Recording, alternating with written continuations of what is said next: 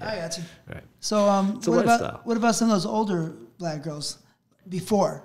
I'll bring them up. Jeannie Pepper. Love her. She was great. Awesome. Oh. But Sahara, did you ever meet Sahara? Beautiful. I don't think I've ever worked with Sahara. I know of Sahara. Yeah. Everybody says she's so pretty. I'm trying to place her. I can't. Yeah. I know the name Sahara. Yes. I don't know why. I can't. I might have met her a few times. Nina DePonca. I like her. She a black girl? Yeah, mixed. Mixed. Puerto Rican? Yeah. Yeah. I've edited her quite a bit and enjoyed her. She's pretty good. Well, Angel Kelly, of course. She go back to the 80s, though, huh? Yeah, I went back real quick. Oh, okay. There you go. All right. I don't want to pass up the pretty black girls. No, that's nothing. Yeah. So, yeah, since you were there, I'm going to bring it up. You know what I mean? I was there. So, what about... mostly I was there. Some of these gigs... Purple Passion. That's right. I remember her. She was cool. She was sweet. Yeah. We had a little fling a couple times. Good. She was great. Yeah, Purple Passion. Yeah, right on. I remember her for sure. Ebony Eyes. I know the name. I don't think I ever worked with her. Okay. Ebony Eyes. And then there's Mauvais Denor. Mauvais, yes. I did shoot something with her. Yeah. Liked her. She was good. Sexy. Had a big fat one, and she was sexy. She liked the big fat pussies. Yeah, she was great. I mean, I don't remember all these details. Like, if I shoot them once, yeah, and I'll see him again and go, oh, yeah, I remember her, but I see her on the box cover, and then she's in AVN, and go, yeah, I remember. But I'm not that familiar, Mm-hmm. If I don't shoot them more than once, I kind of like, oh, well, okay, I don't remember every detail. Yeah. It's a lot of water under this. Yeah, you're not fucking them. Yeah, right. Which girls did you get a chance to hit? I knew you were going to ask that. I'm not a kiss and tell kind of guy. No? Yeah. Will they get mad? No, they wouldn't. No, just out of respect. They probably want me to say something. Really? But I'm not going to. One of them won't let you say? No, one of them might be. No, they all sure. They're like, ooh, tell him, Jason, but I'm not going to. Okay. Yeah, fuck him. Really? No, what? That's mine. I'm not going to share it. Okay. I'm serious. How many? What's the number? That's also, I'm married too. My wife don't know everything, so I'm not going there. How many? 5, 10, 20? I'd say it's maybe 5. 5? Okay. Yeah, I never counted. I'm not over the score, Because the 80s we were more timid, and so the 90s pretty much. Or the 90s. And the thousands or no? 2000s, you mean? Yeah.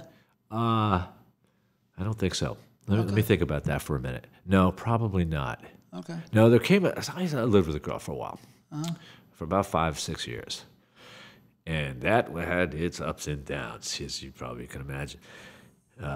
In the business? Yeah. Oh, there you go. Yeah. And I still like her a lot, and care for her. I don't know what she's doing right now. I hope she's all right. Just a tough road to hoe. Let's put it that way. Living with a girl that was in recovery for, God bless her, she stayed sober. She was 6 years sober when I met her. Hard drug user, and wanted to get out of the business. Never really liked being in the business, other than she was the center of attention. She got to make an easy style of living, but she really regretted it. Oh, really? She had issues with her family finding out, and maybe some religious situations about this isn't right, and all these kinds of regrets. So very confused, not really at home with her own sexuality, stuff like that. Didn't really have affectionate sex. It was sex for money. You know what I mean? So it's tough to have a relationship like this, Or it could be cold sometimes. Oh, yeah. Yeah. And she doesn't even know she's doing it, but it's just natural, right? Well, yeah, the men are a target. They're not, they're not somebody that bullseye on their you know what I mean? It's to be used, and because I can do it, and that's and I'm getting everything back that ever happened to me, kind of shit, And I went to therapy to help this relationship and to help understand her, and at the same time she went. We kind of got each other to go. Actually, my dad is sort of. But you won't say her name. No. Okay. No, sir. I'll tell you her movie name. What's your movie name? Natasha Schuyler. Now you're gonna have to dig that. That's an '80s girl, right? An '80s, really? Okay. But she was in one of Angel Kelly's movies. Did I work with her? It's possible. Natasha Schuyler. Sounds familiar. She was in Angel Kelly's movie that we did in like 1990. That was probably her last scene. Okay. So I probably didn't work with her. In fact, I think she maybe have only done a girl-girl thing in there. Okay. But we were dating, and she went out of the business. In fact, so I said, well, come on, learn a trade. Come on, I'll show you how to edit. And she didn't want to do that either. She said she did, but she didn't really. Because then she's watching all these other girls who are getting work and getting paid for their beauty and their thing, and then she gets jealous. I want to do that now. This is a conflict. Like, I'm trying to get out of that. Why remind myself of that? It's like, here, you want a beer, alcoholic? It's like, no. Lure of easy money. Yeah, it's fucked up. It's beautiful and it's fucked up. Well, it's for you. It's fucked up, but it's a beautiful thing sometimes. Right. So of course, on the side, she's out turning tricks and stuff, not doing movies. Shit. You know what I mean? But she's, just trying to get plastic surgery, so she fucked the doctor. You know what I mean? Because that's not it's hard your to heart. Get the business out of the girl sometimes. So yeah, that definitely has got to get to your heart. Yeah, but at the same time, I understand these things to a certain extent. But what can I do about it? I don't have the tools. So I started going to therapy to like, what do I do? Yeah. You know what I mean? I said, this is what you do. Run! Well, the point of fact was like, Jason, you can't stop trying to fix it. That's the first problem. Because then if you fix it, then she doesn't have any responsibility for it. So you can't do it for them. You got to let them fix it. Because now you're just coming to the rescue of someone who can't help themselves. You know what I mean? That doesn't work. Because then they'll always resent you for fixing them or taking care of their business. You know what I mean? Yeah. She's got to do it. So, okay. I said, you got to learn to speak another language with her. So I did. Not this, but like, listen, we might have to split up because I can't live the way you want me to. Mm-hmm. And you ain't going to live the way I want you to. Prove that over and over. What are we doing this for? You figure it out. I'm happy on my own. I don't need a relationship to keep me happy. I'm fine with myself. You got to work on yourself. And when you're happy, call me. And I learned something. Everybody's happiness is their own responsibility. Nobody else can make you happy, and you can't make anybody else happy. If you take care of your responsibility, we can all be happy together. Right? You can't. Codependency is a bitch. Yeah. You can't get it from somebody else. It ain't gonna do it for you. But relationships in the business can get pretty difficult. Yeah. There's a lot of. This was the first conversation I had with my wife before we were even talking about getting married. She asked me, "So you got a girlfriend? Are you married?" No. Why not? Very direct, my wife. No second guessing. I explained to her I'm in the X-rated business, and I was a complete open book with her. I just told her, I said, it's very tough on relationships. Coming home at 3 o'clock in the morning with a lot of fast women on the set like this, it makes the gal crazy. Waiting up for you, saying, who's sucking this guy's dick now?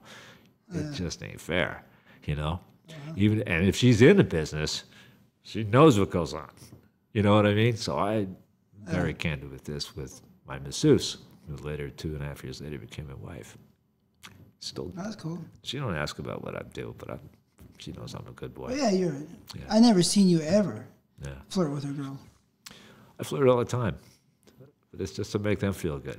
Oh yeah, but not really, not really in a way that would be. I mean, it strokes my own ego if I could make them feel good. You know what I mean? But it's like I'm not interested. Yeah. Well, the 2000s. Then, what girl that you remember that was great in the 2000s?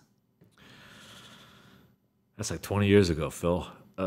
Yeah, it's kind of. I'm trying to separate 2000 from like 1988. Yeah, some of the girls. It's hard, But God, take me back. Give me a reference point. Who was directing? Freddie Lincoln was directing, right? I'm doing my own movies, so I'm not really using so Roy many. Karch was directing. So many of the same girls, so it's kind of. Yeah. I'm not part of it.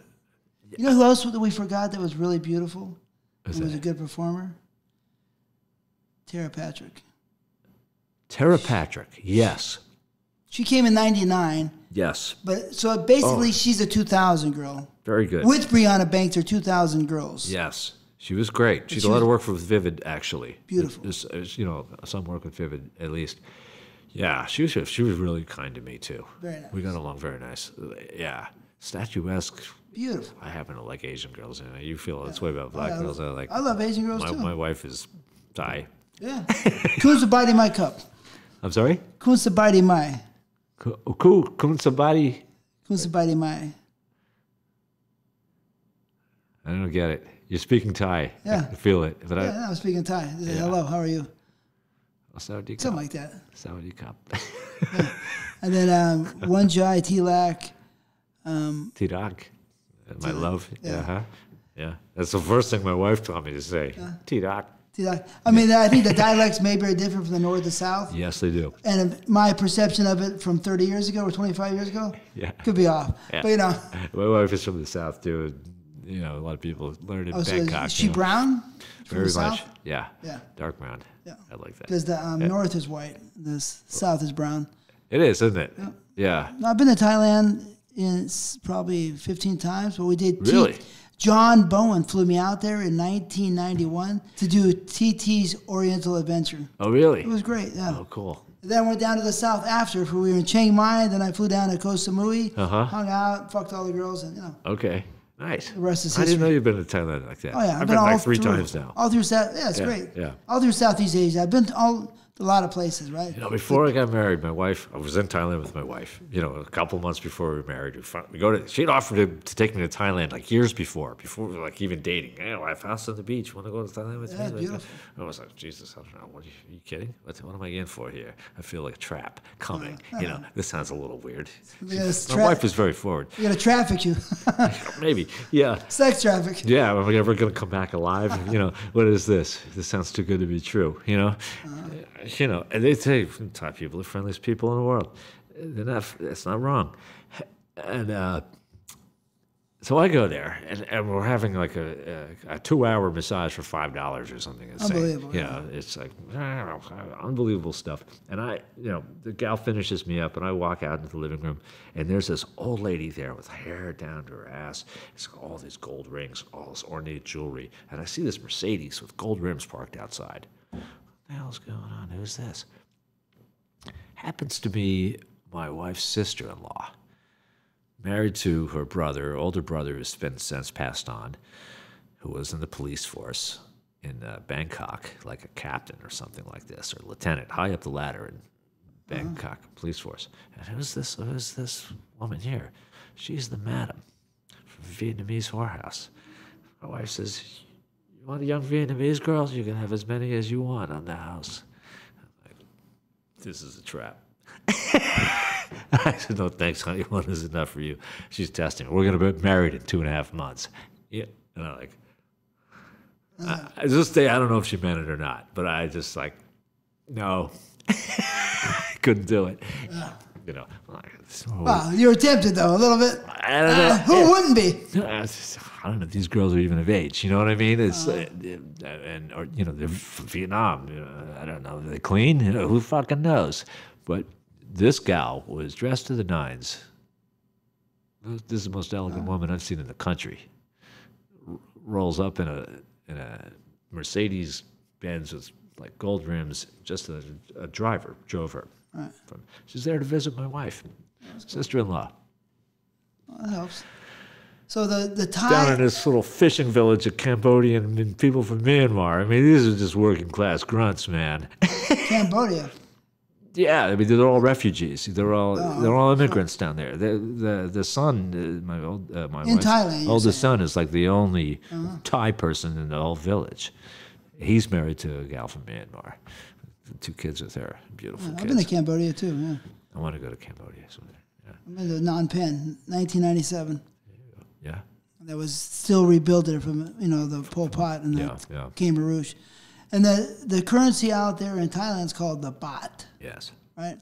Yeah. And it fluctuates from like 29 to 40 per American dollar. So it's been about $32. Right now? It was a little bit low last time. It was down to 30. It used to be 32. I've seen it 39, 40 before. Okay. I went there. Well, it's gotten stronger, I guess. From 1990. Yeah. All the way. Last time I was there probably was in 2016. 2016. Yeah. Okay. But I've been all through the place. It was beautiful. Yeah. But let's go to some of the girls. I'm going to bring up some of the girls that are today's stars. Right, that I've heard that are today's stars. How about, here's a name. Asia Carrera. Oh, yeah. Well, she's 90s. She was great. Okay. Yeah. Belize. Shot a lot of her. Yeah. Yeah. I thought she was wonderful. Yeah, I always liked her, too. Yeah, she would have some Sharp good stuff. Sharp as a whip. Very pretty, beautiful good stuff. girl. Yeah. She has some good stuff. There's some good stuff. Good pussy. Good stuff. Yeah. Paula Price is one of the prettiest girls I thought was running around. Paula Price, yeah, she wasn't around long though, was she? No, but she was beautiful. She was beautiful. Right. She was and Tori Wells was in the 80s. I didn't get a chance. Was she hitched up with Woody Long? Does that ring a bell? Who? Yeah, Woody Long, but who? Woody Long. Was Paula, was she? No, she was with Eric Price. Eric Price. Yeah. There we go. Woody Long was another guy. Right. Very good. Wow, man. Yeah, I remember this shit. I remember it. That's pretty good, man. That's good. So let's talk about the girls today who I'm wondering if you shot them. Let me run through them. So I know 2 girls that are super popular these days. Riley Reid and Angela White. Shot them both. Shot them both? Outstanding. Yeah. Yeah? Yeah, I like both of them. How do they compare to the stars of the 90s and the 80s? Or the thousands? They are definitely their own women. I'll say that. They have confidence in themselves. I think all of these girls have that to some extent. If there's something, if they've made it, if there's a star quality. That's another thing about today's business is that we don't have porno stars anymore. Not so much. Very few of them. Riley Reid and Angela White are supposed to be porno stars. But they qualify. Superstars. Yeah. Not porno stars, but superstars. Yes, and maybe there's social media wizards too. You know, it's not the distributors that are doing it. Right. It's themselves. That's why I say that they're own women. They are running their own show. You know, they are themselves. Riley with their hairy armpits. I dig it. I think that's cool. She dares to do that. Angela, she's very selective on what kind of material she does. Is very professional about it. She's good at what she does. She comes out with a lot of confidence. She can ad-lib. She can play these parts. She could give you lessons on how to do it. She's quite good.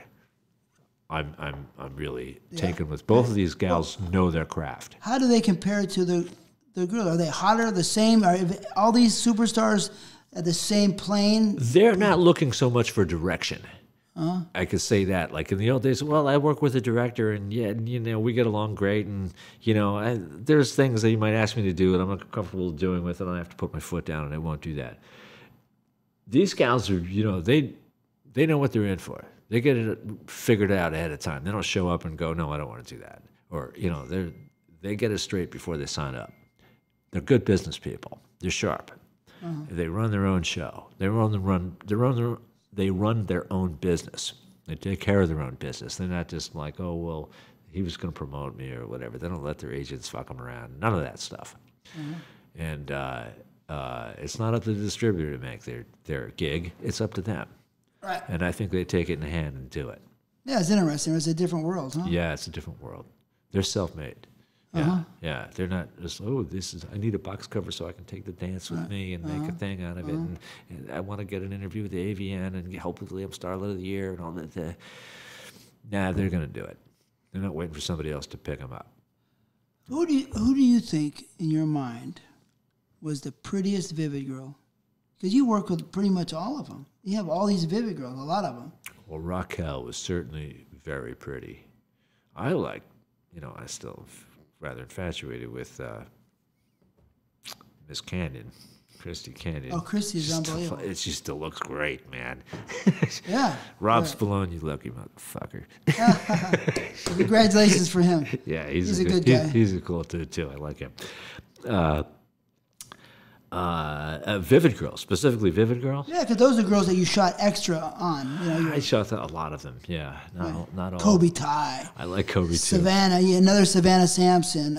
Savannah's beautiful too. Here's the thing about the Vivid girls that Brianna Banks. Yeah, there was something.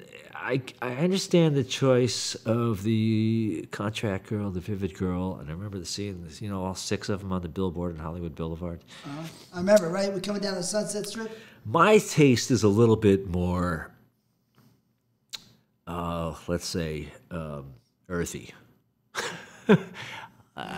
Barefoot and dirt under the nails. Really? I like that. Hard-working labor. Holy shit. Yeah. Strong-backed women. All right. Kind of like that. All right, I got you. I'm not into models. No? and they're all beautiful models, but there's also, they all fit an ethnic variety, so to speak, but they're also the girl next door, the vivid girls, in a way that is very marketable to a very broad spectrum, which means that they have very little flaws. They kind of like, every guy's going to find her pretty, It doesn't mean they have so much character. I'm just talking about their faces, you know what I mean? That it's meant to appeal to a broader spectrum, choosing these girls. Right. And it doesn't mean that these girls, carry themselves that way day in and day out, but for the character they play, or for the character, the model that they are, they play a role, and it's a vivid girl. Yeah. So which girl do you like the best? Did I like the best? I tell you, I always liked Kobe, but again, I don't like this. Yeah, I don't like it either. The fake things. It fucks me up Does right it? away. Really? Yeah. Okay. Now, Christy has got enormous natural breasts, yeah. but it's almost too much for me. Yeah. Okay? Yeah, but I think she has a beautiful face, and she has that certain ethnic quality about it that I like. All right. Heather is beautiful. Heather Hunter. Yeah. Very beautiful girl. Yes. And very natural body. And I like Janine a lot. And Janine got into the tattoos and then the fake stuff and all that kind of stuff. And it's like, whatever. Okay. But I'm trying to think, like, do I have a favorite? I can't really put my finger on one, to be honest with you. Which one? Which one? Because this is what it's all about, you know what I mean? Which one would you want to go home with? For the night? Or the weekend?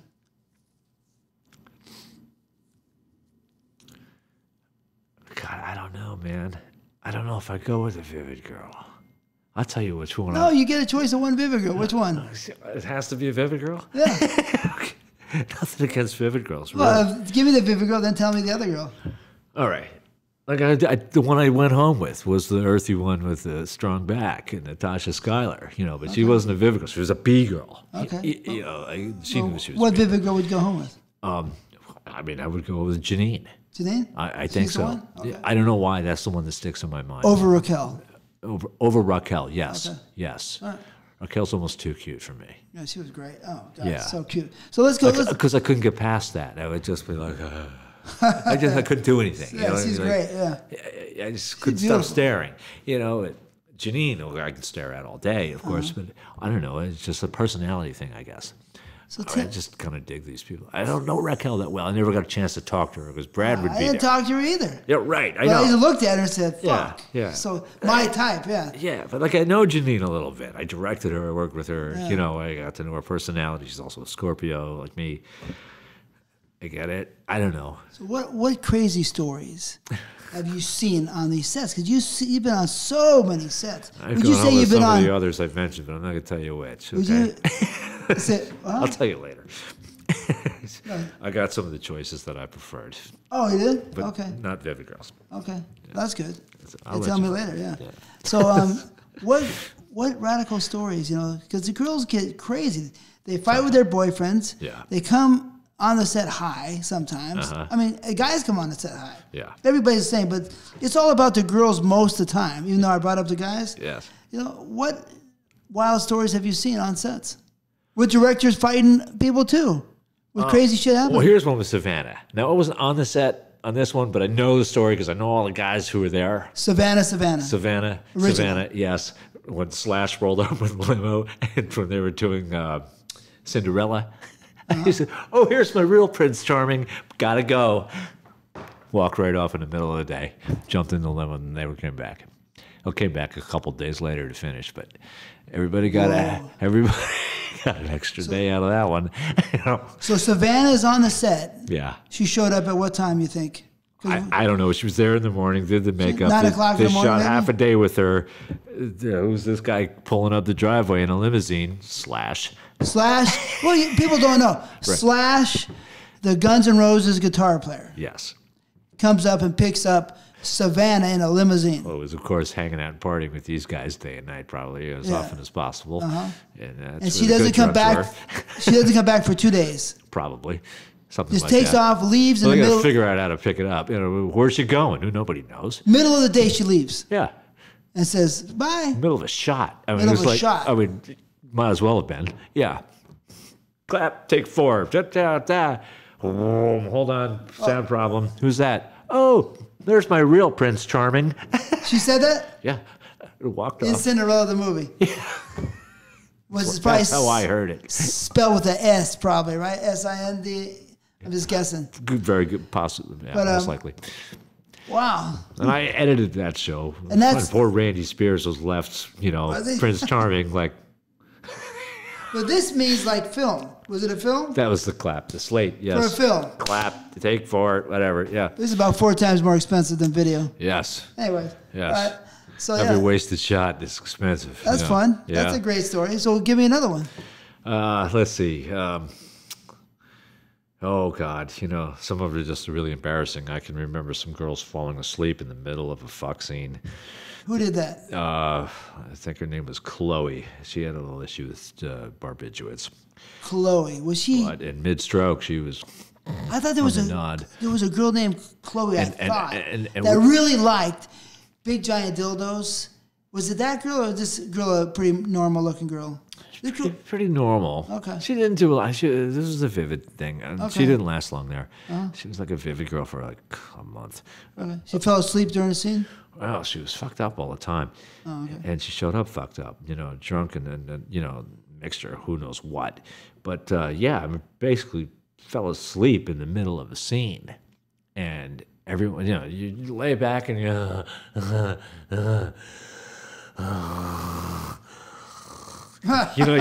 don't notice it. Like, is she ever gonna lift her head up? It's like, no, she's out fucking cold, right? And I forget the guy who was doing it. It's like, well, geez, we have most of the scene. And I remember David Stanley was directing. It was one of his first. David Stanley. I don't know. David Stanley did a lot of work for Wicked after the Okay. fact. Was PT's production manager and writer for a little while. David Stanley, David Broderson. So we're shooting this, and they're like, oh, we're almost done. Maybe we should finish this. And I remember Dave Stotts, a still photographer. He elbows me, and it's like, no, we better not. It's like, what do you mean?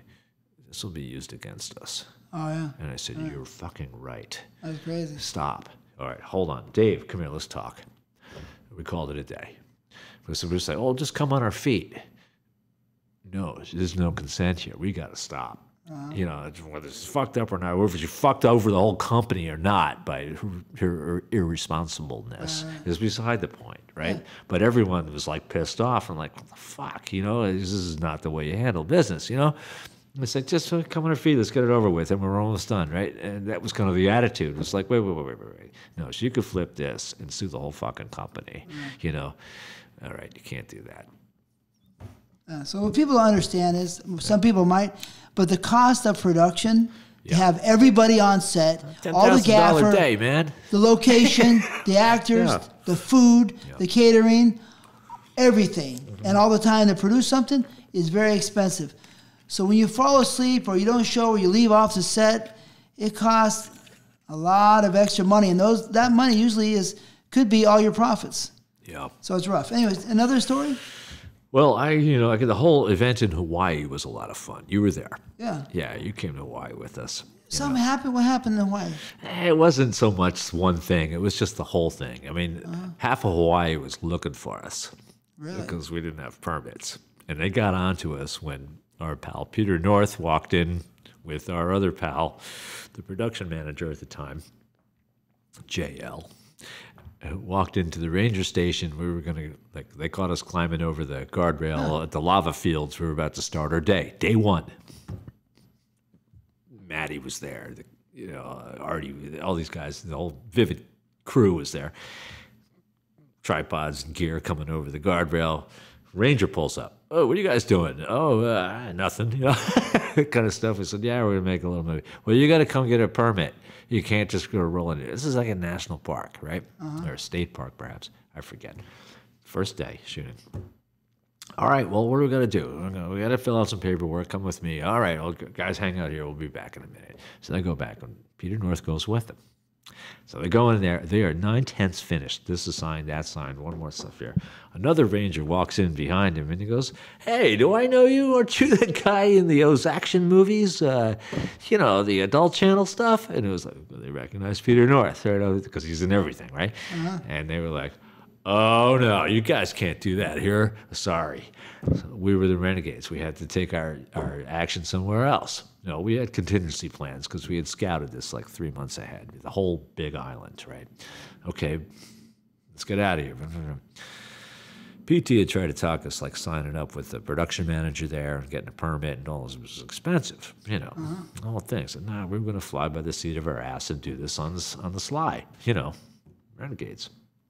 Well, we were nicknamed the Renegades for day one, and they were looking for us the whole time.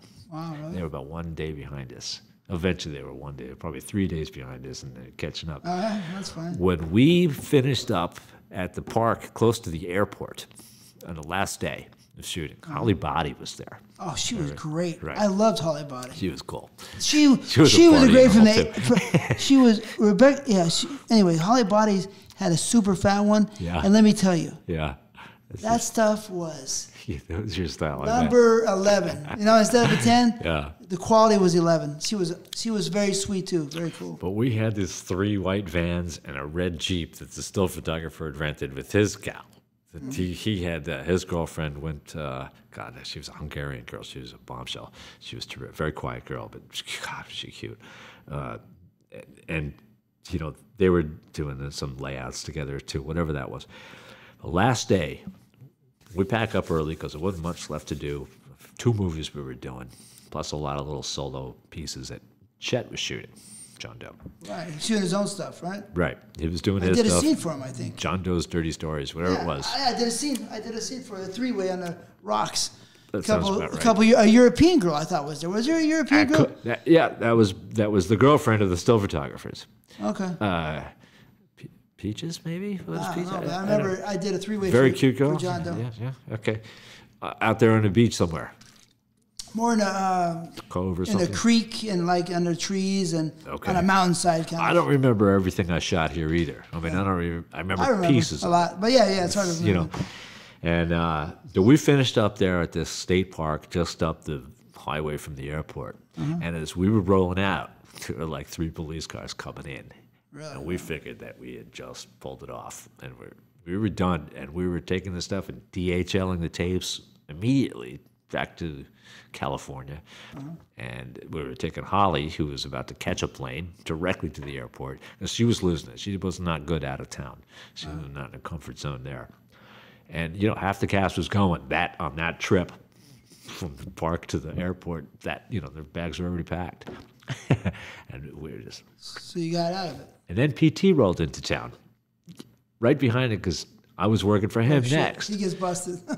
No, but the production manager that he had hired from a month ago, you know, was talking about, do you guys have any idea who these other people are? These renegades, they called us. You know, I said, yeah, evidently there's some porno being shot all over the island, and we haven't quite caught up to them yet. We just call them renegades. Really?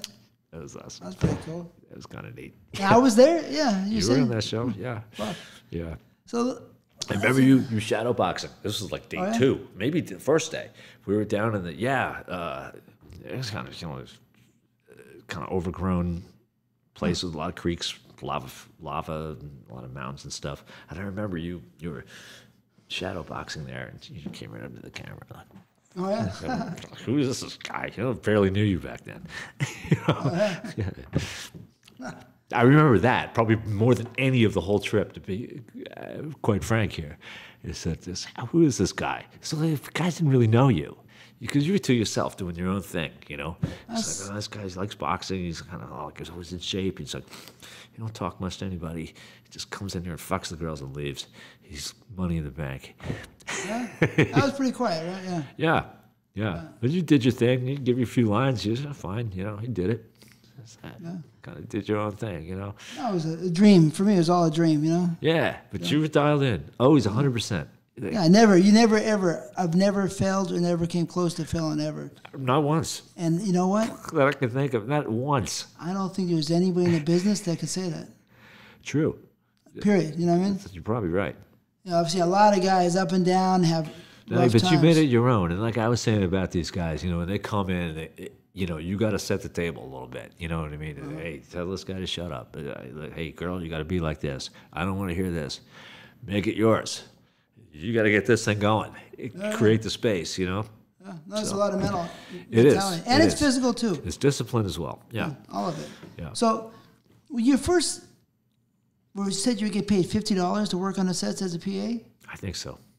Right? That was in fair 82. money back then, right? That's like It was okay for a guy who just doesn't know anything, sure. right. What jobs did you have before that? Mowing lawns, painting buildings, Yeah.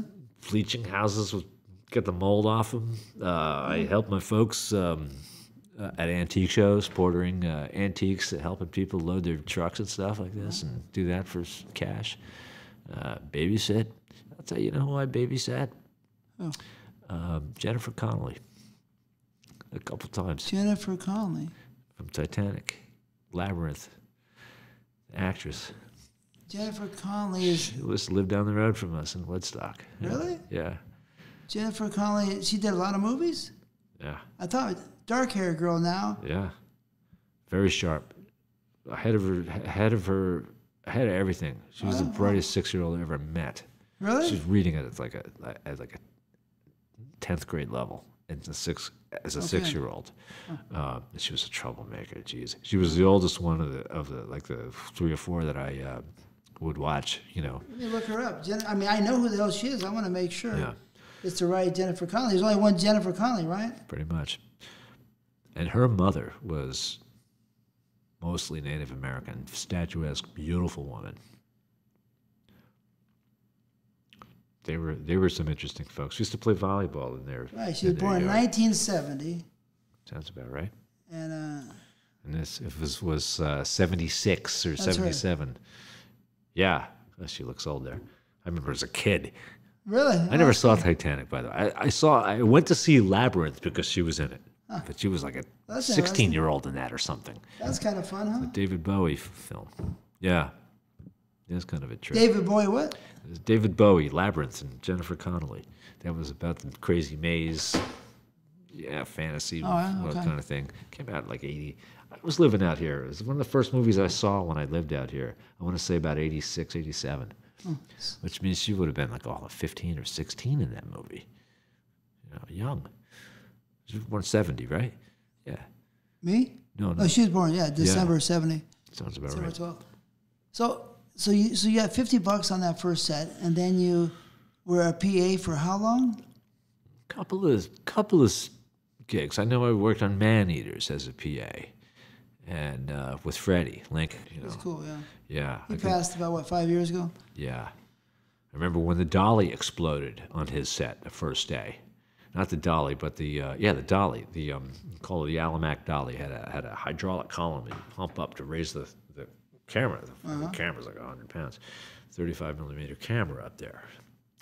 And I remember the grip we had worked with before in the Devil's films was having trouble with something with the locks on the columns or something. I was giving him some trouble. I said, I got to be careful with this kind of thing.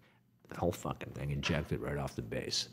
And did a face plant on the bed upstairs in a one of these 3-floor townhouses in it was like 16th Street, I think the location was. We'd used this before.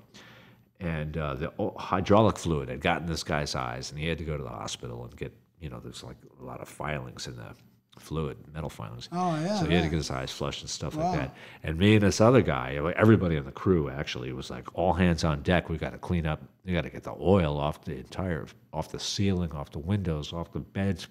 I mean, this oil went everywhere. Oh, yeah. And it was a miracle. Seal exploded. Yeah.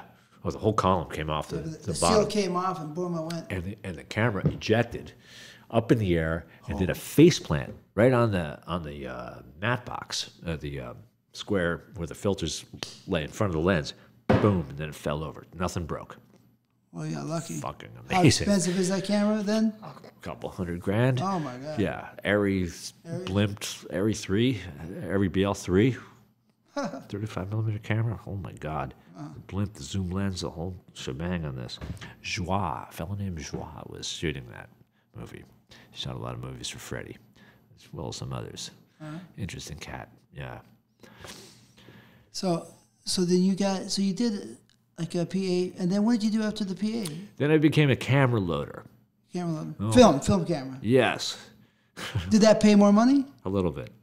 How much? It certainly took on more responsibility. Because you were $50, now you're at... Oh, it's probably $100, you know. For a day. Double my rate. Yes, but you know what you do as the film loader. You handle the entire production in your own two hands. The guy with the least experience is now handling the entire fucking show. Which is $100,000, $200,000, or who knows, whatever. $250,000 maybe, you know. How much money are they laundering? You know, there's a lot of mob money back then, you know. You see the mob on the sets? Jewish mafia a little bit, yeah. Anybody stands out? Any names? Herb Nicky. Herb Nicky? I don't think he's still alive. Yeah, Jim Bogus, his Greek fellow, is, you know, these guys are all connected somehow. And Walter Lurie, he is a loan shark. I don't know if these guys are big time or not, but yeah, they all got the rackets. They're all Jersey guys, whatever, you know, coming into town and make some, you know, give me some girls around and make a movie, would you? You know, got to get rid of some money, you know. You know, because the theater's robbing the till too, you know. So, you know, how much money do you guys take in? It's like $10, you know. Everybody's dirty. Everybody's dirty, yeah. It's like that. What about Roberto De Venero? You ever see him on the sets? Roberto De Venero, DB. De Bernardo? I'm not sure you're getting the name quite right.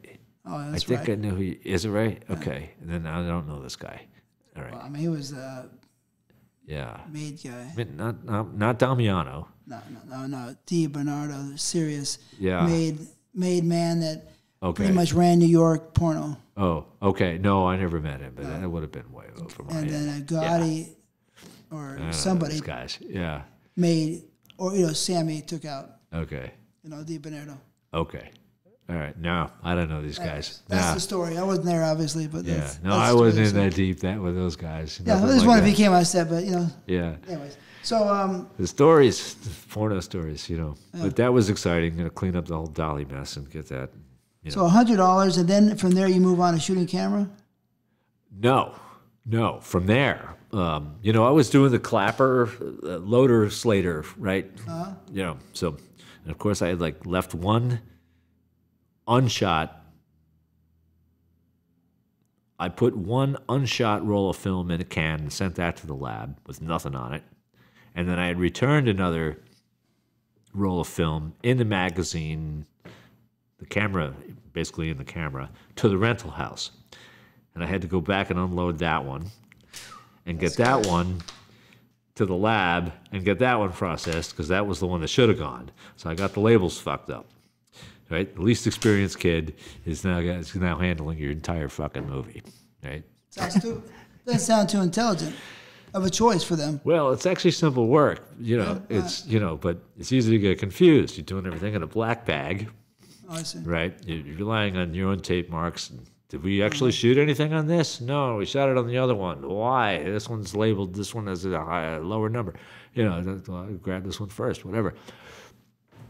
So I'm in there loading and downloading and coming up and slating. And I worked for a guy named Art Ben. He was the DP. Did a lot of stuff for Leisure Time back then. Leisure Time? Yeah. Really? Mark Carrier? In New York.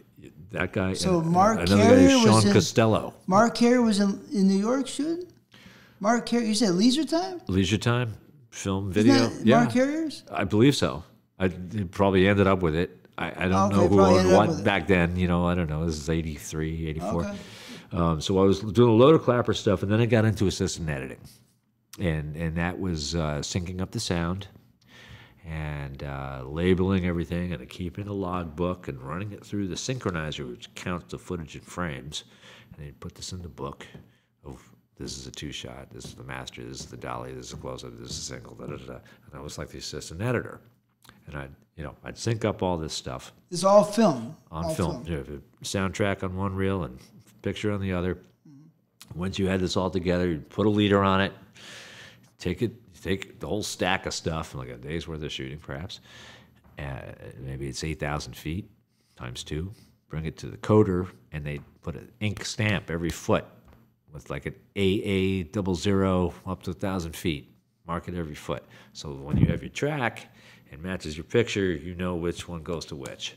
And you can line them up with the number right to the frame. All right. And you put them on the reel there and you label them, and it's scenes, you know, this through that. You're responsible for keeping track of all the shit as the assistant, right? So, you know, grab that off, and they want me to go down to the close up, pull that out. There you go. They cut it in on their system over there and put it back. Keep track of all this shit. Help the editor, you know. All right, I need all this. Or I have to go back and maybe dupe some more sound. Go back to the 1/4-inch machine. Which one has this scene on it? Okay. I'll take that up to the sound guy uptown there and have him run off some more moans and groans to cut into the movie.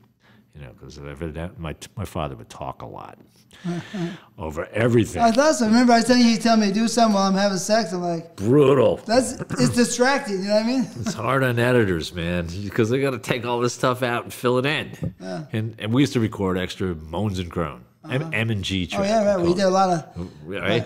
Or we just use the actuals, go back to a real take, and just dupe it again. You know, get some more moans and groans, cut that in. And that kind of thing. And I learned to prepare mixes and get the whole thing finished and all that kind of thing. Take it to the sound mixer with stack up like 10 tracks. So that was kind of your beginning entrance into editing, and then where did you go? As an assistant editor, well, then I came out to California. I worked for Jerry T. My dad said, you got to meet this guy, Mr. T, they call him, Jerry T. Western Visuals. Western Visuals. He said, okay, we came out to do a little job, maybe like 2 movies or something. I don't know, 6 days of work. And they shot, I'm pretty sure, that they made the original Blacks and Blondes. Yes. Right? Well, they certainly sold them. No, I think they made the original Blacks and Blondes in I don't know who shot them. Some of them were like silent, those Blacks and Blondes. In the 80s. But I used to, that's where I saw some. Because I was friends with them. They got me in. Okay. And I'd grab some of those. I'd be like, oh, you used to watch this shit. Yeah, because of course. Oh my God, I probably whacked about put those together. Like, okay, no, I want this like number 1 and 45 and number 11. You know, that's great. Package them up in a compilation.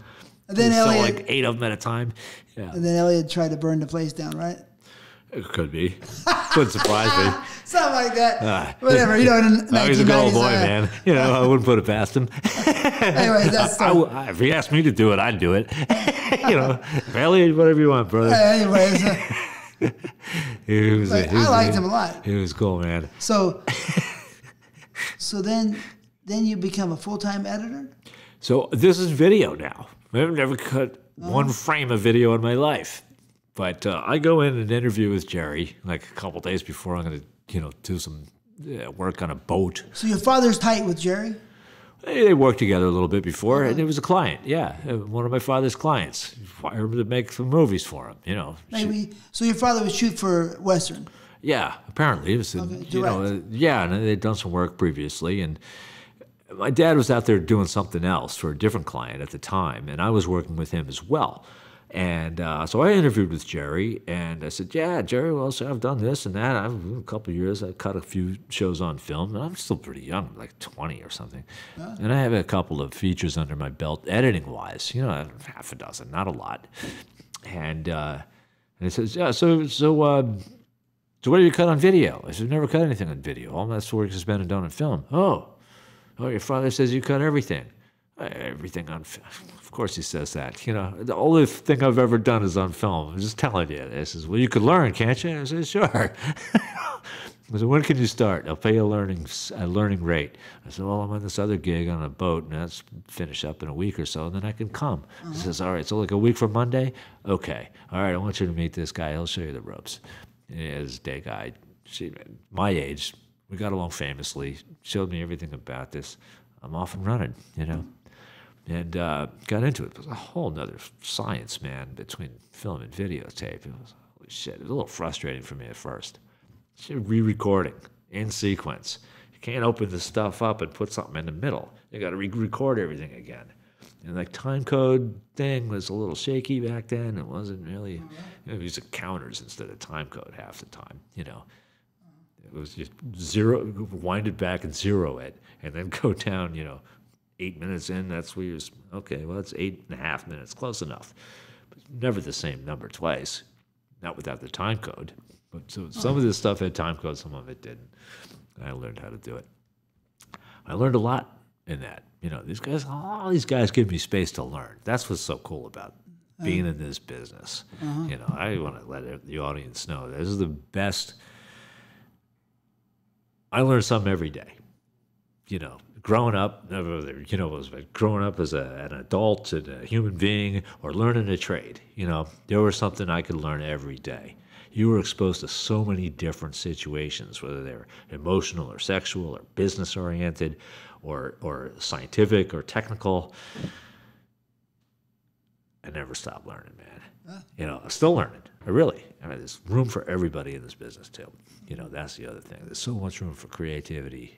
You know, I mean, this generation that's doing the thing, they're reinventing things all the time. The way things look, the way things are shown. I mean, TV's different today. And this generation is like, they're taking it in other directions that we never thought about. You know, VR. You know, interactive fucking game. Yeah, all kinds of shit. A lot of gaming going on. So then after you learn how to edit, how much were they paying you for editing? Well, when I really learned how to edit, I was getting, I think, $600 a week. About $100 That's a day. 1988? 85. I came out here in 86, so that's what I was charging for film. Now, when I came to Western Visuals there, I was in an air-conditioned room, and they were teaching me, and I was less than $500 a day, $500 a week. I was probably making like, I don't know. And plus, they're taking taxes out too. No one ever did that before. It was cash, man. It was the first time anybody fucking cut me a check ever. It was Western Visuals. All right. Yeah. That sucked. Cash, They had to. Cash. I was like, It was beautiful. A lot of cash in those days. come on in here, step in here, and get paid. All right, you know. Tuski. It was great, right? Yeah. I love it. Well, I mean, I didn't get that much of it. You know what I mean? I got like a year of it. 2 like years. I said, 87, you legalized it. Oh, yeah, right. So these guys, this Got their government money. wants their money, man. They know what this is worth. Yep. And the video is here to stay. And the money's flowing hand over fist now. This isn't just like a couple of odd movies on one coast or the other now and then. Lots of movies. Lots of movies. It was beautiful. It was beautiful. It exploded. It was work for everybody. I'm part of it. That's right. You and I, man, we were in a heyday. It was great. I don't know if it'll ever be the same like that again. I don't know. They shoot a lot here, but it's a different world. It's a different world. When did you start shooting? About 1990. And I thank Sam Weston for that. Sam Weston is Spinelli? Yes. Yeah. And he and his son were working together. Mitch and Sam Spinelli. Yeah. I got another story for you. Okay. This is beyond the movie thing. It's going to take a minute. Is that okay? Sure. I'm going to ramble a little bit. Like I told you, my father was in a theater when I was mid-60s, 64, 65. For a little while, we went to Williamsburg, Virginia, where my father was, he was directing a play, theater. And we were down there for a week or so. And after rehearsals, everybody would go back to our place and play canasta. And there was one fellow who hated canasta, so he would look after me and take me out to the playgrounds and the toy stores and stuff like that. And I didn't, and you know, for years after, he was a friend of the family, and he was living in Florida, and now Mom and my brother and I are living up in Woodstock, and my folks are divorced and all that kind of stuff. But we still stayed in touch with this fellow here who was living in a parachute in Big Indian in like 1972. And he had written letters and made a phone call and stuff like that, and was in touch with my mom. And my mom and my brother and I drove out to Big Indian from Woodstock to go see this guy. Of course, he wasn't there. And the sun started setting, and we went back home. And I didn't see this guy again till I was working at Western Visuals, when Jerry T put me up to a little gig. He said, "Hey, a guy next door is going to come over maybe about 7 p.m. I worked at night, started at 5. He's going to knock on the air conditioner. Let him in. He'll pay you $50 to help him just run off some titles for him. Is that okay? He'll give you, he'll give you $50 or something like that. I said, cool. And guess who it is? Jane Waters. Does that blow your mind or what? I haven't seen this guy in 22 years. And he walks in the door when I'm new at Western Visuals, doing my thing, cutting some stuff. And so we get to talking, and he's out shooting stuff and working for a guy named Jerry Young, who has got a building down the block. And they're carrying on. And it's a small world, baby. And this guy comes out of nowhere. We get to talking. So, how have you been? How's your mom? How's dad? Catch up on old times. He said, yeah, last time I saw you, we were in Williamsburg. And I told him, we went out to the Big Indian to see you in the parachute. His name is John Keeler. We knew him as John. He goes by the movie name John Waters. I can tell you that now. Jane Waters. Jane Waters, because he's dead now. I love He died John. A few years after my. Yeah, he was a great guy. I took him to Columbia with me one time. Is that right? To shoot movies, yeah. Oh, great. And I liked his work, man. Was it? Yeah. He shoot a beautiful movie. Hold on 1 second. He did some nice work. Yeah, he was interesting. He's a trip. He was Real cool. trip. Cool yeah, guy. out there, man. Really? Yeah, I think a wonderful photographer. I really liked his work. Different. Cinema. Yeah, he had a nice way of looking at stuff. Cinematographer. Yes, What he yes. said. Yeah, Jane Waters was great. John Keeler. Very passionate about some things, and not that easy to get along with. This guy liked to stick to his guns, and then, if he didn't go his way, he wasn't very happy. One time in Columbia, I was thinking about, I had to put my hands, and I don't want to do that because he's a nice guy. And people don't know sometimes that. Oh, we go off the handle. If you don't get a little crazy. If you get me pissed off and I get pissed off. Yeah. I'm not the biggest guy, but you better know how to you can defend yourself. You know what I mean? That's pretty clear. I'm saying, defend yourself. Otherwise, I don't care how big you are, you're going to be hurt. I seem to get in a fight with everybody at some time or another. Keeler? Yeah. Yeah. Anyways, he was cool, but he told me a story. I don't know if this is true. He told me the story. All right. That he used to mess around with Ellen Barkin. Ellen Barkin? Mm-hmm. Ellen Barkin. Yeah, the actress. It could be. I mean, why would he lie to me? You know what I mean? Yeah. No, he's been in some weird corners of the world. Yeah. Believe it. Like, he used to hitchhike with a knapsack of pine cones from Florida to New York. Why? I don't know. I think he told me he liked maybe the H. Could be. That sound familiar? It's very possible. The big H. Yeah. As in horse, old school horse. Or yes. Okay.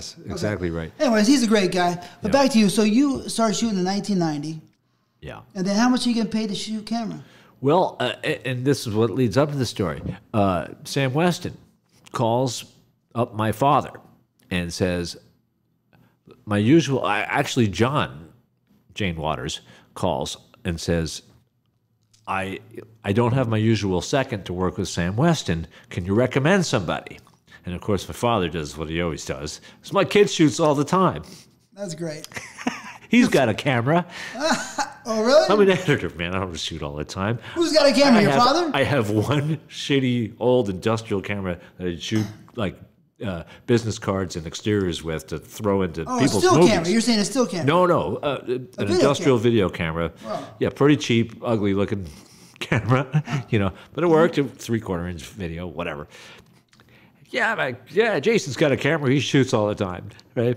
Okay, whatever. I used to tech a lot of stuff as an editor. You know your way around a video system. So I used to tech the shoots a lot as well. Let me ask you a quick could set question. the cameras up. 1 second. One quick question. Do you think in those days people really would have these stories saying that this person really is good, they never did what the fuck they knew how to do? My father would. Elliot Siegel called Jim South and said, "This guy's a great actor. He's done hundreds of movies for me. You're going to love him." Is that what he did? And guess what? It did. I did 0. Right. All right. Yeah. Well, there you go. That's what I'm saying. Is that common? You think in those days? I think so. It must be. So keep going. Sorry. There's more guys like you and me than we know about. Strange, right? Yeah. So he calls up my old man and says, "Yeah, you just want to do this, and I'll pay the second camera rate." And I said, "Sure, I'll do it. I'd love to." And of course, I know how to set the cameras up because I was a video tech. You know, I white balance, you know, time coding, all that stuff was. Iris, I knew how they worked. I've shot stuff. I shot movie camera stuff. You know, iris on the lens. It's all makes sense. It's even easier. You hardly have to know what you don't need a light meter. You know, it's even easier, really. Yeah, put this thing on your shoulder and go shoot with my old pal John. Got my babysitter from Williamsburg, who didn't show up at the parachute when he said he was supposed to. The guy with the pine cones on his back. Cool, man. Let's do this. So we started shooting together for the Spinellis, for Sam Weston. This went on for a little bit, and then John couldn't make it. Did you shoot me maybe for Spinelli? Possible, It's right? very possible. So you shot me in a lot of movies. This would have been like 1989, 90.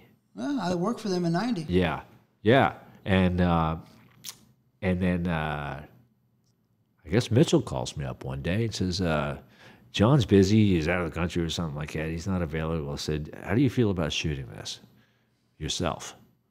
I was like, okay, I'll do it. Someone's got to do it.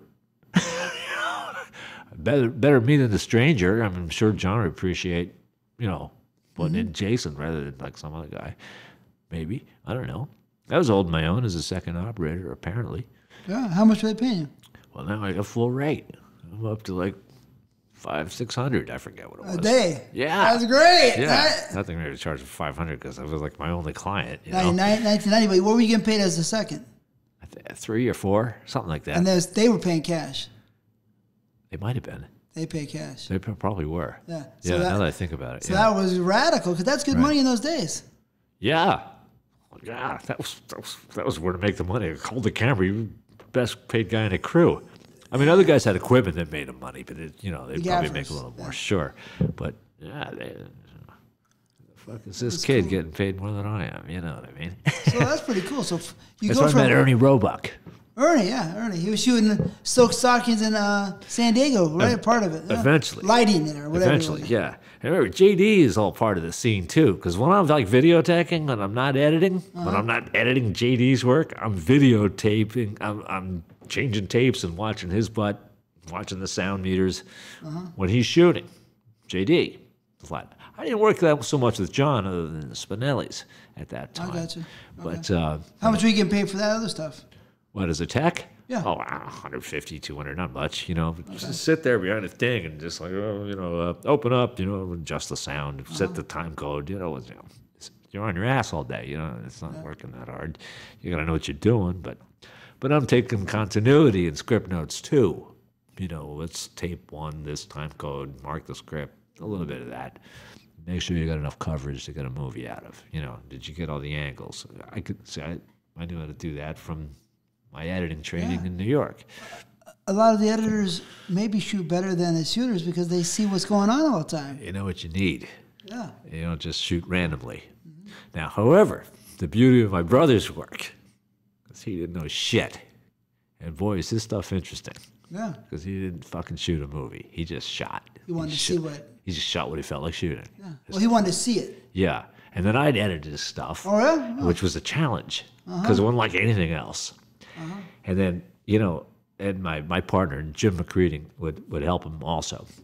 But I said, we could do this and then just jump cuts, whatever, to make it dissolve for you if you really want it, Nathan, Yeah. And it's gonzo. It doesn't really pertain so much to it's a whole different super animal. Style. So I'd have to learn another technique.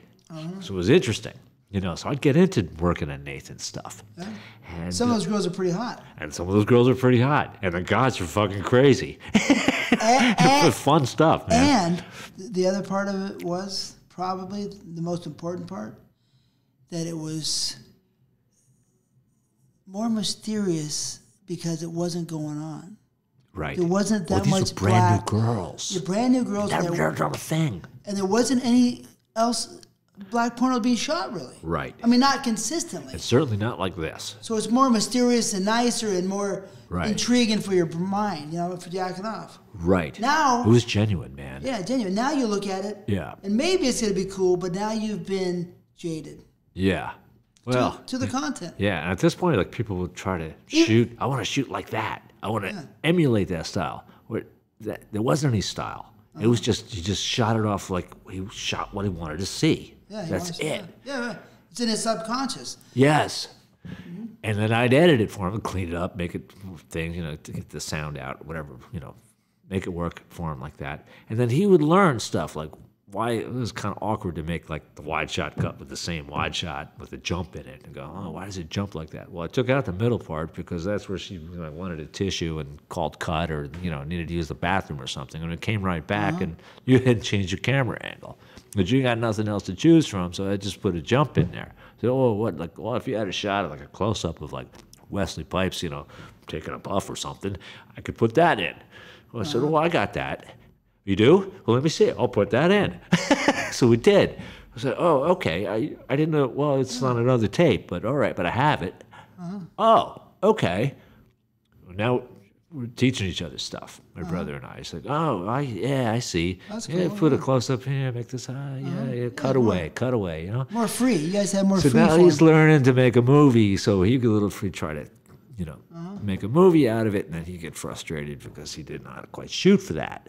But he'd see what I was doing with my work and why everything flowed like a movie. Well, it was because it was shot with that intention. Yeah. But I said, no, Nathan, don't worry about it. You got something different going on. Don't try to make a movie. Do your thing. I understand your work better now than I did before because it's, you don't have those kind of shots. But I said, yeah, but I want it to flow like this. So I would come up, pull shit out of my ass and stuff and make it where it was challenging. But Nathan was after something different, not a movie. He wanted to see these girls with the deer in the headlights look. He wanted to feel that anxiety. And it was there, man. And it was like a different set of rules. Get to the good stuff. What did Wesley say? That was outrageous. I'll cut that in over here. Put it together. So you can do that? Yeah, it doesn't have to go with the picture. You can put that anywhere. Shots on her. He can say it anytime. So it's priceless. So, oh, yeah, that's awesome. Yeah. So, feeding off each other a little bit, I remember some of the shots. I didn't steal, but I loved one of the shots, and I used it always, was a shot where you'd go from a blowjob, right, and make sure the girl's looking at the camera. Yeah. And the girl's in doggy style. Okay. Because I'm all about the pussy, right? Okay. Pull out and make sure that butt and back was arched up, seen perfectly, and where you see that nice two-shot. Cut the guy off, because I shot 300 or 400 movies myself. Right? I shot a lot of movies, so I'm good at the camera. Yeah. And I'm very regimented type of mentality. Okay. So it's got to be like, pretty strict. Yeah. Okay. I'll kill you, you know what I mean? So anyway. What would you want to see? I get it. Yeah. No, but I love that shot. So you see the girl's ass up, you see the pussy hanging out, hopefully, right? And you see the girl twist it a little bit, so you can see her eyes a little bit. Coming around. And see the blowjob going on and the ass. And it just, not the guy. We don't care about the guy. Yeah. Are you talking about like pulling out of her mouth and coming around and... No. I'm talking just about... have her bent over there like bent over, doing a blowjob, hands and knees. Sure. And the guy's either sitting in the chair or standing up. Okay. But you see her and all her beauty. Because it's about her. Yeah. And sucking the dick and the pretty butt and pussy. Right. And the arch and the beauty of the girl. I love that shot. Yeah. And I think that's not the most original shot in the world. Right. But to perfect that shot and to keep it in mind at all times, especially with the right girl, it was very important. And I made sure that I put that in so many of my movies if the girl was the girl for that. Right. You don't have to be in front of her face to appreciate that. No. Even though it's a blowjob, you can shoot it from the back. Right, but I'm going to see from the back, but a little bit at an angle so you can see her face still. Right. The other thing doing a blowjob, you know what I mean? The other thing I learned a lot about this, framing up girls doing stuff, is that I don't need just this for the blowjob either. I want to see their whole body get behind it. And it's their toes, the way they lean forward, the arch in their back. I want to see that they mean it. And that whole body sells it. Right, psychologically. It ain't just here. It's from the tail forward. Right. It all counts. You got to see the close-up. Because the close-up that's extreme too. gets your brain, really going. Oh, just, wet, this close, man. Yeah, I can do that. The eyes, you get all that stuff. Right, you got to see your brain is interesting. People don't understand because I really... No, but when they're leaning in and gagging, you see the buttocks flex when they're trying to get all of it. That counts. Well, The psychology of porno is more than people think. Oh, yes. Way more. Oh, yes. And I used kind of to goes sit, beyond the frame. I used to sit in my screening room Try to keep it in for the frame. thousands of hours Yeah. screening my movies. And I'm not joking, thousands of hours. I'll bet. Critiquing. Okay. Basically, so, yeah, your brother, I liked it. It was dirty, but it wasn't that dirty. It was great. So then you're shooting camera for $500, $600 a day, right? Yeah. It's great, huh? Yeah. How great is it?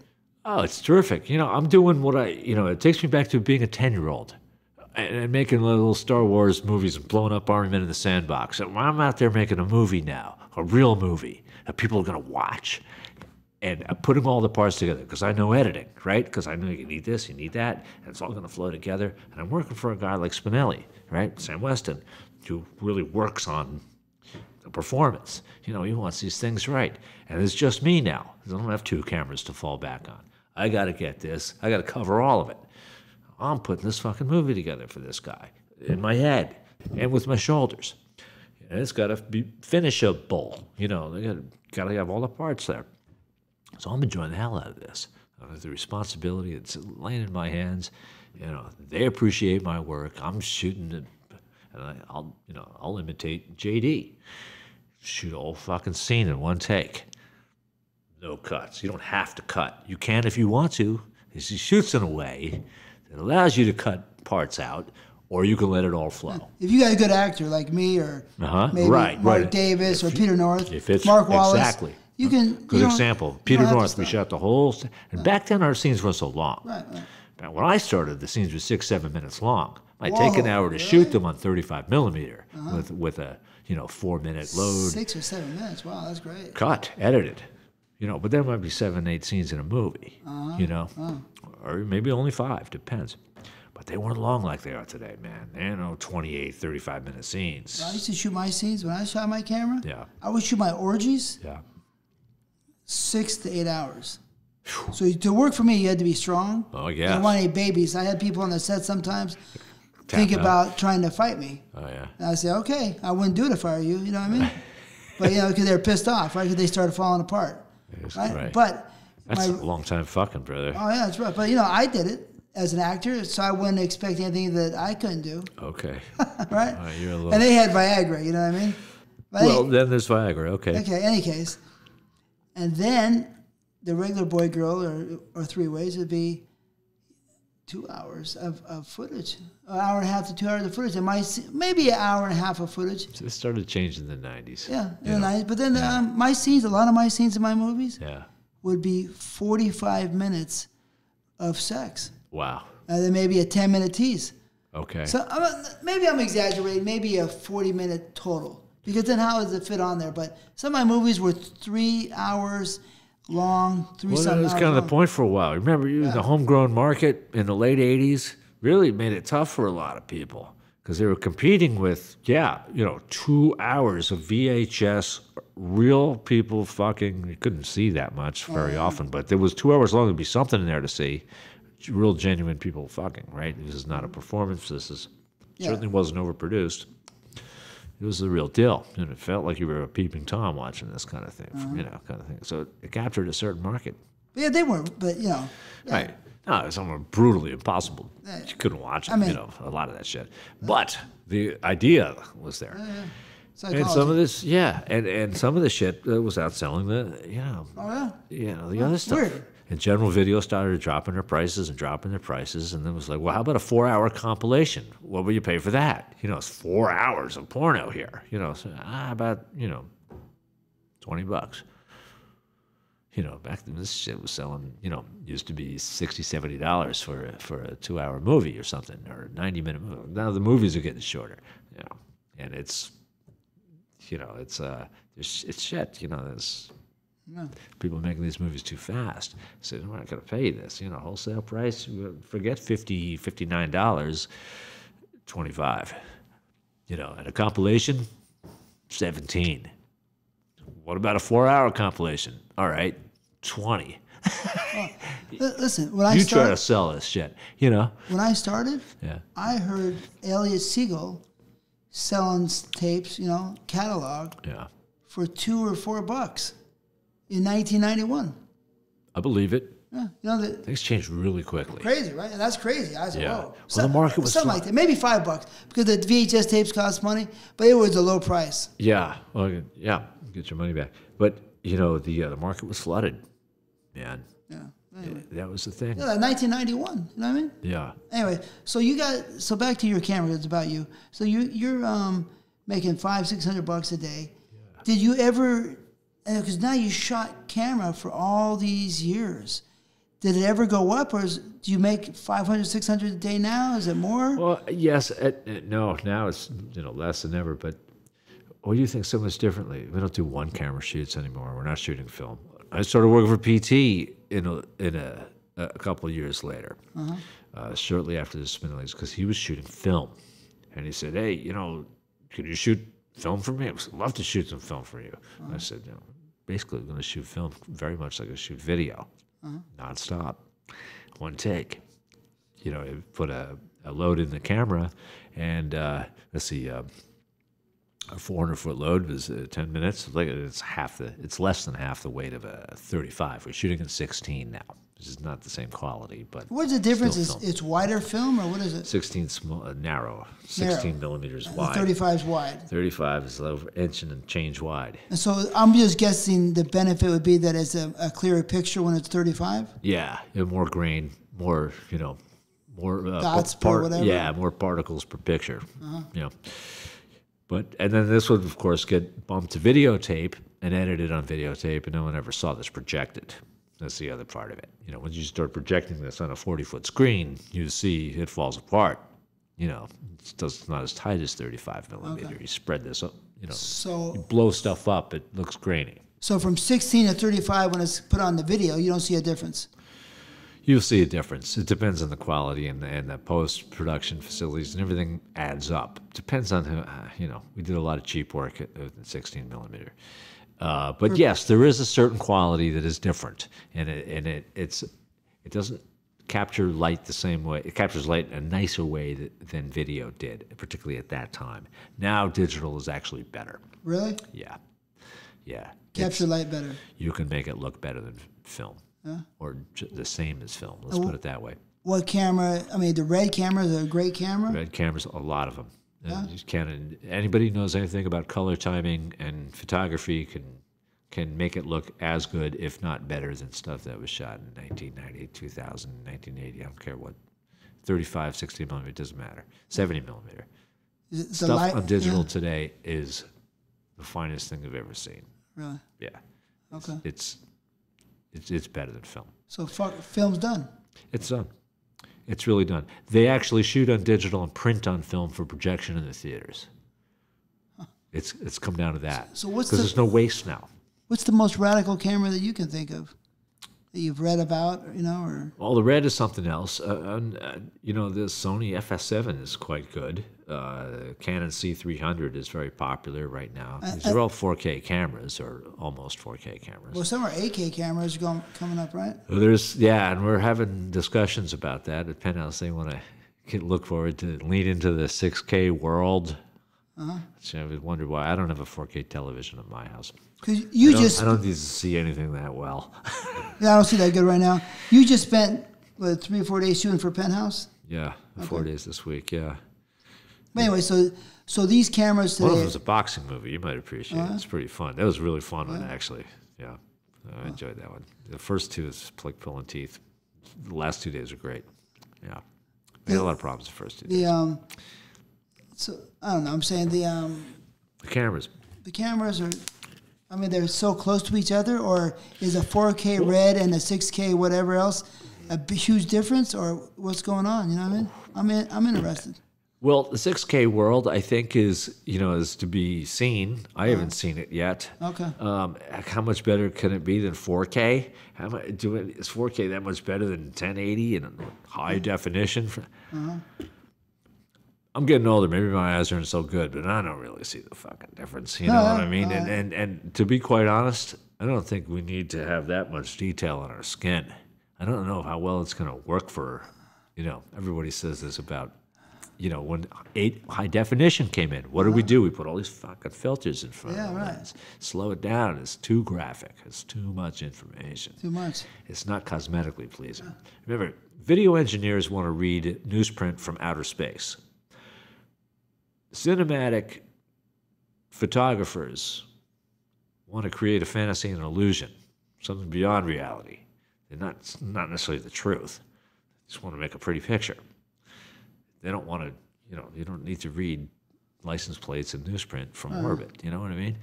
You don't need that kind of science. It's not that way. It's nice to have the ability to, because you can always dumb it down later. You know? I used to have my little Panasonic camera, you know, when I shoot a lot. I love to put it in the 32 frames or the more frames and the film mode, because you know why? Okay. It would just smooth the skin out. Okay, sure. Yeah, it would smooth it out, and I could be like, this is pretty. Well, that's part of it, too. You know, the reason that movies are shot at 24 frames a second is the shutter is opening and closing at twice that rate, right? So in one frame, you're only exposing it to light half the time, a 50th of a second, okay?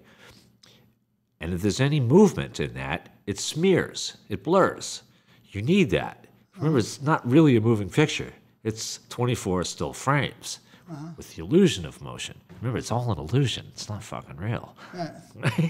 That's what I love about this shit. That's the fun part. It's not real. It's just a trick. David Copperfield. It's just a trick. Yeah. David Copperfield flying stuff around. And everybody's like, oh my God, it's not real. It's okay. It's not real. Just relax. But it's cool, right? It's fun shit to play with. That's what got me into this movie making stuff. Yeah. You know? It's like a game, kind of. It's like a game. It's a trick. You're a magician. It's entertaining. So, did your father teach you a lot about directing? Not so much like, hey, I want to show you something. Just being with him, watching him, listening to him, watch him go, you know, put people through their paces and stuff. I learned a ton. And so did PT. He taught me a lot too. PT taught you a lot? Yeah. PT learned a lot of stuff from my dad, at least in production, about production. Mm-hmm. Yeah. And I think my dad picked up a lot of stuff from PT, actually, because PT is very, very educated in the theaters and the performance arts and stuff like that. He's got a huge background on this stuff. He told you about that. I remember. No, he seems like a person that has a mind that's very comprehensive. Yes. And PT would put you through exercises that were fascinating as a student of the trade, of the craft. Really? Either as an actor or as a technician. He'd make you do stuff that was out of your comfort zone. He even took us into the dogma world. No lights, no, you don't get a rehearsal. Fuck you, I don't get a rehearsal. I got to prepare anything. You know, I don't know what the fuck is going on. I make notes and write stuff on scripts, and I'm going to shoot a reverse this way. Nah, we'll wing it. And my dad was pretty good at improvising like this. He never knew what he was going to get. He used to say, I don't know what's going to happen. It hasn't happened yet. It's kind of a cop-out, I thought. You know, like, fuck you. You're the director. You tell them what you want. You know, and find out what happens. Come on, Al. Yeah, I see. Yeah, he likes. I got a crew of guys here. One's like, what are you going to light? Which way are we looking? And sound guy's like, am I in the shot? I can't tell you nothing, man. I haven't seen it yet. What is that? Really? Bullshit is that? Well, of course, they used to pull this on me. You know, it's like, okay, you want this movie to make itself? Well, kind of. Yeah. I mean, because it's sex. That's really what they're after. We want the sex to be genuine. You can't tell people how to fuck, right? Well, I did. I told them in my movies. Well, okay. There you go. You're the director. Yeah. Say to fucking direct. Right. And if I'm the cameraman and I can't see it, I'm going to tell him, yeah, hey, guys, show it to me. I can't, bring it over here. You put a light on it. I need an f-stop. It has to fit in a technical world, Where do you see the business going from here? Oh, that's a good question. I think it's going to go into, I think these girls are going to have their own platforms in their own living rooms or dens or have their own little studio setups like the cam girls do, but in a VR kind of environment. I think that's where it could possibly be the new horizon there. VR's here. Yeah, but you know what else is here? Huh? You know what else is very close? What's that? Robots. Oh, that's a good point. That could go in that direction too. I see that kind of in the VR world in a way. I see possibly 20 years from today. Customized hose. Yeah. Porn, it may be all robotic. It could be. You mean performance-wise? Yeah. Save the wear and tear on people. Save the emotional stress, maybe, right? It could be a lot easier for them to shoot it. And a lot more interesting because imagine what an artificial penis could look like. Right. Any shape, color, Not that long, right? Yeah. And and grow all the way to the girl and have her slide on it, right? I mean, it could be wild. It could be wild. Right? And how erotic could it be compared to normal sex? Well, it's endless, man. Right? It's limitless, right? Right. I mean, I suppose you got to program it, though. I mean, isn't that the art, though? Sure. But what's left? What is her reaction to that? But what's left now? Not big enough. Give me more. What's oh my God. For at home, people are going to have sex robots too. Right. Period. Or even just, the sleeve with all the, They're going to have sex robots. Right. They'll look. With a finger that comes out and goes up your ass, No, they're going to look like people. And they're going to have body heat. They're going to be able to kiss. Let me ask you this question. Well, that's pretty far in the future, I think. But I think around the corner is the girl in her own den with, a multi-camera setup. What do they call a 3D setup? But 20 years. I'm talking 20 years. You have the robot Sophia right now, that one robot that can answer questions and move, and already has latex on her face. Looks fairly real. I just saw that on the news. Right. Yes. And that's already 4 years ago. Right. You don't know what they have right now. Right. You have no idea. Other stuff that looked pretty interesting. So that 20. You know how fast stuff in Asia. Yeah. Technology's moving. Once it gets to a point, it moves faster. Yep. And then faster. It accelerates constantly. So 20 years from today. 20 years from today. Let's make a note of that. So it'll be 2040. 2040. January, what is it, 17? 16? January 18. 18. Oh, it's my nephew's birthday. Gonna call him. All right. I think we're gonna see. Yeah. I really do. But let's see. Anyways, so what's the biggest change you've seen in the last? Because you're 82 on the first set, Devil and Miss Jones, right? Part 2. Yes. And this is almost 40 years later, right? That you've been on the sets. Yeah. 38 years, Jason, you've been on, and you're still working, shooting. You shot 3 days ago, or 2 days ago. Shot yesterday. Yesterday. Yeah. For 3 days. Yeah. Right? Yeah. So you've More seen work coming. 38 years. I hope. 38, yeah. 38 years of production. That's real. Yeah. I mean, you have a vast amount of experience. How many movies have you shot, you think? I have no idea. 1,000, 2,000, 3,000? Between shooting and editing? Yeah. Well, let's say shooting. Couple thousand, 3,000. 3,000? That's not out of the question. So you've seen a lot. Yeah, I don't know if I shot. Let's say I work 15 days a month, half a year, right? And I would say out of those, let's say average picture is 2 days today, right? So that's 90. Well, that'd be 90 a year. So that's like 7 a year, right? You say 15 70? days, or get 2 movies out of 14 days. 90, yeah. I'm sorry, 90, 7 movies out of 90 14 times days. 4 is 360. That's, you said you split it, you know what I mean? Yeah, I mean, So back in the day, it was 10 days on a movie or something, Okay. And then even editing, I would spend weeks on the editing back, in the 80s. When I was an editor cutting film, it was 6 weeks to 8 weeks to cut a film. So 7 times 4 is 28. So 2,800 minus 2, which is 140 equals, 2660. 2,600 movies. Right. Okay. Okay. Nice. Give or take. That's a lot. So Yeah. what's the biggest change you've seen between the talent? We want to know about the talent, kind of. What's the biggest change you've seen? Well, First of all, the scenes are astronomically longer than they ever used to be when I first started in this business, and they're getting longer and longer and longer. They're certainly not getting shorter. Well, we used to see a 7-minute scene with a couple, a man and a woman. Now a short scene is like 19 minutes. It's like unheard of today. Anything less than 25 minutes is short. These scenes cut are like 32 minutes. Now, we try to shoot these things like in one 32-minute take with 2 cameras or 3 cameras without stopping. If we have to stop, we deduct that from the time that we shot. So it's kind of like a TV studio mentality. We never stop rolling. Maybe it's 3 cameras, middle camera, 2 guys on either side, 1 on either side. They try to... There's more of this compartmentalized, modular way of shooting. That it's for an assembly line. We don't edit these things anymore. We knock the slates off and we just pull them up, get them out the door. These guys probably have less time to edit them than we have to shoot them. It's almost like that. Where we used to have a week to cut a scene. You know, back in 1983, 84, when I was editing. Take weeks to put a show out. 6-7 weeks of editing was a short period. And we'd go to the studio and mix it for a few days, for maybe a week, in a studio. For film? Yeah, 10 minutes a day. For film? Yeah.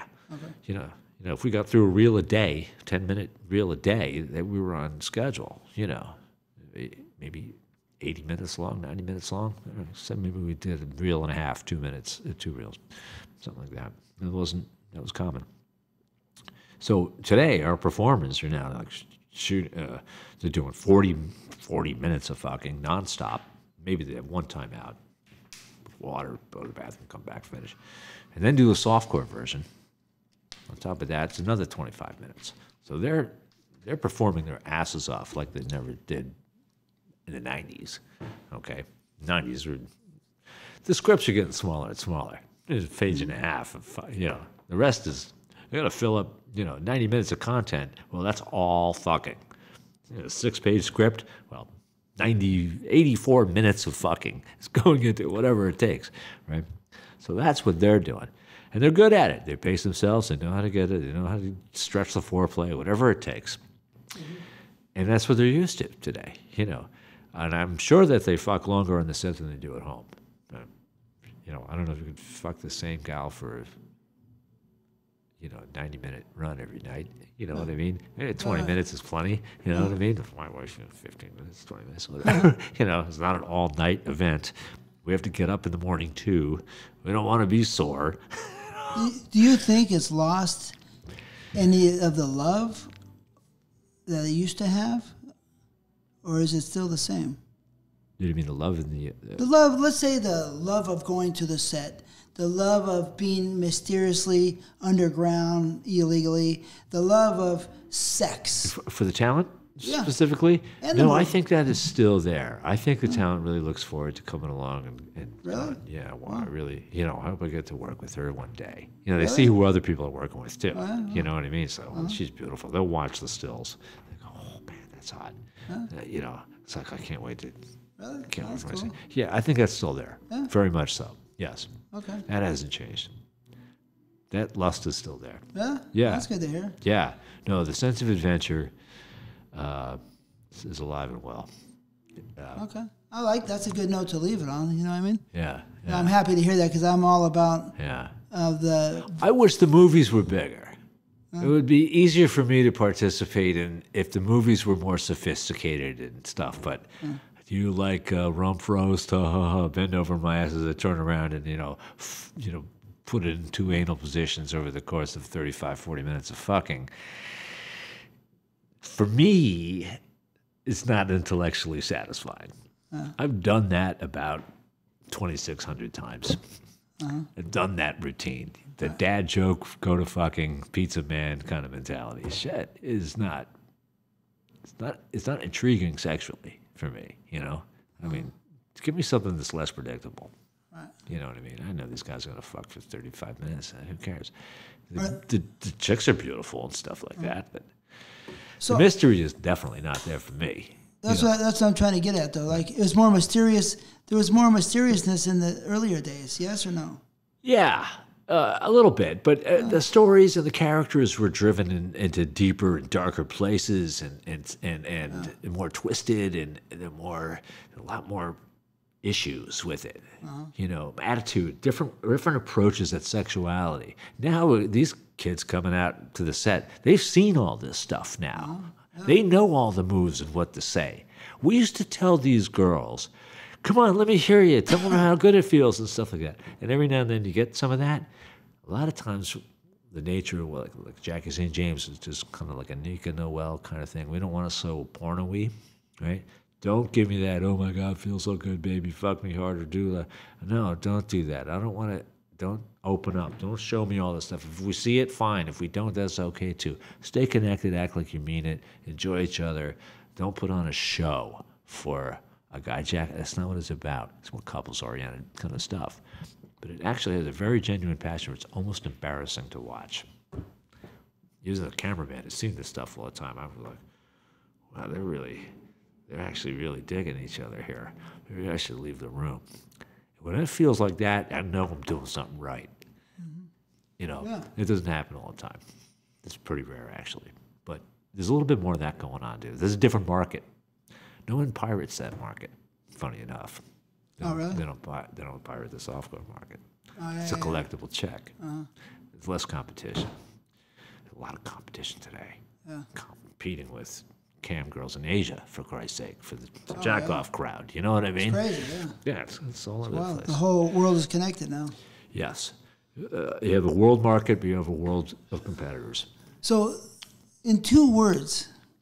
2? Yeah. Can you describe your experience in the business?